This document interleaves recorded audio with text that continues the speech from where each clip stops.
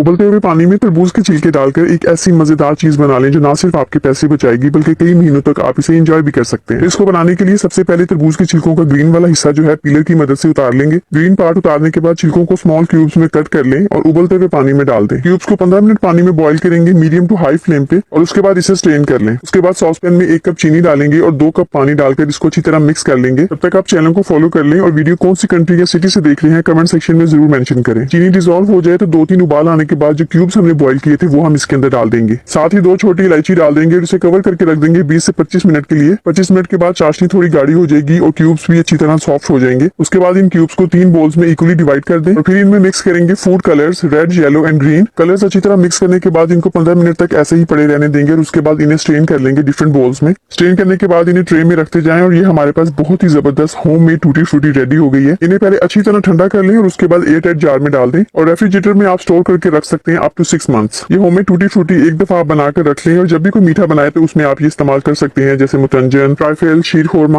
मैंने तो अपने मीठे का इंतजाम कर लिया है, अब आपकी बारी है। और हाँ, ये टूटी फ्रूटी स्ट्रेन करने से ये जो कलरफुल चाशनी बची है इसे हम वेस्ट नहीं करेंगे। इसके साथ मैं क्या करूंगी ये मैं आपको नेक्स्ट वीडियो में बताऊंगी। आपको तरबूज के छिलकों की ये रेसिपी कैसी लगी मुझे कमेंट सेक्शन में जरूर बताइएगा और वीडियो को लाइक, शेयर और रीपोस्ट भी जरूर करें।